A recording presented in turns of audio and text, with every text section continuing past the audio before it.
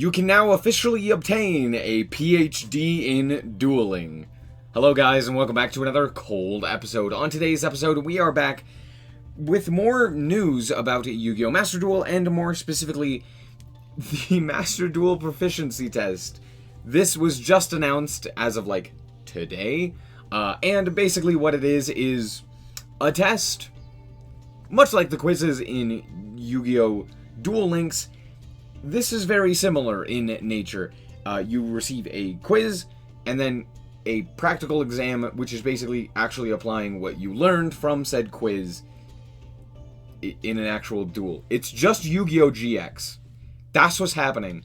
And now you can have proficiency stuff all over. Yeah, here it is. It's just here. You get 5 Legacy Pack tickets, which is something, you know. That's it. Now, I honestly don't know much about this, but we'll probably be doing this on stream, probably today that you are seeing this. But yeah, there's that. However, we have a few more things to talk about. That being the new selection pack and some of the other new leaks. So let's talk about those.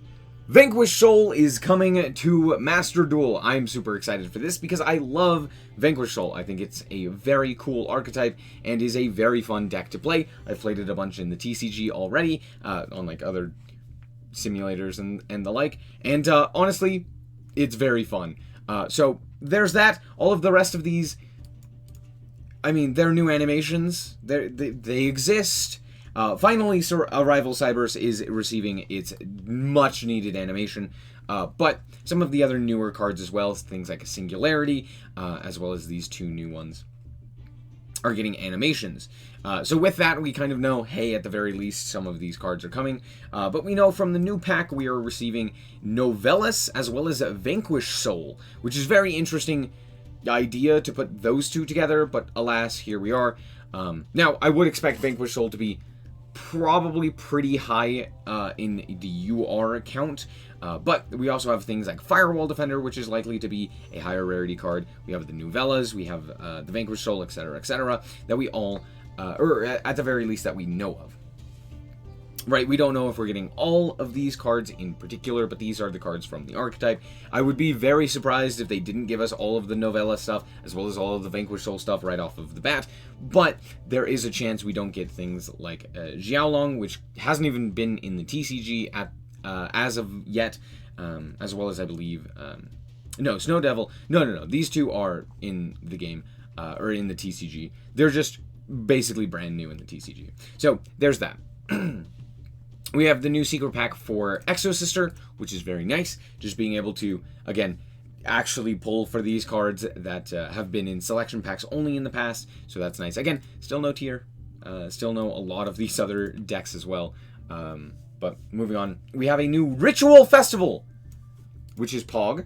I love Ritual Summoning. It's actually genuinely my favorite mechanic, and I do think it's the most fun mechanic. However, most of the time it's absolutely terrible, and so I don't play it. However, I want to know how this is supposed to function, because if you have to have a deck that is solely ritual monsters, that cuts off like half of the, like, ritual decks. It doesn't cut off half of them, but it does cut off quite a few of them, right? But if they don't make it so that it's only basically ritual monsters, it's also going to be pretty bad, because things like Blue Eyes will probably be at full power, which, who cares? But there might be something that slips through the cracks. Like, for example, I don't know, Drytron? Yeah, that sounds like a great time. So this could be either really bad, like most every other event, or, oh, decent.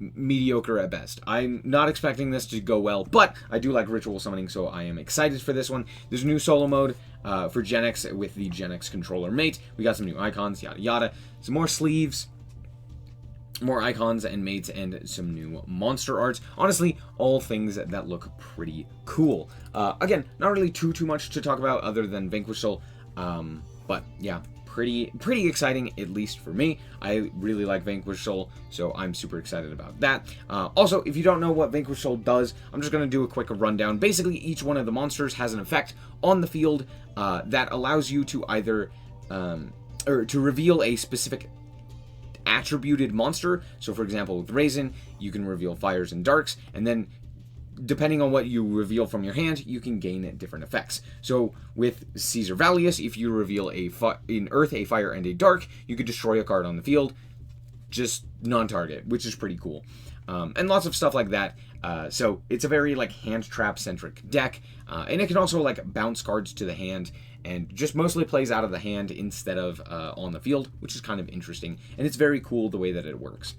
So that's kind of the overall game plan. Just figured I'd throw that in here. Also, there's maybe a 25th anniversary campaign with Slifer, Obelisk, and Winged Dragon of Ra, giving the alternate artworks specifically, which, hey, if you're into that, that's pretty cool. I don't know if we're going to get all of those. I don't know if it's something that you have to choose. I don't know if it's just given to you for free or if you have to log in for multiple days or what it is. But it just says it's a login bonus, so who knows? But yeah, there you go. That's going to be it for this episode. I know it's kind of short, but there wasn't really a whole lot to talk about. Thank you guys so much for watching. I hope that you guys did enjoy it. If you did, like, it's very much appreciated. And if you want to check out more content like this, as well as more Yu-Gi-Oh!, then just be sure to subscribe. Anyway, thank you guys so much for watching, and remember to always stay frosty. Bye-bye. Shout out to the Frost Guard, my members. Thank you guys so much for the support, and I hope you enjoy the content.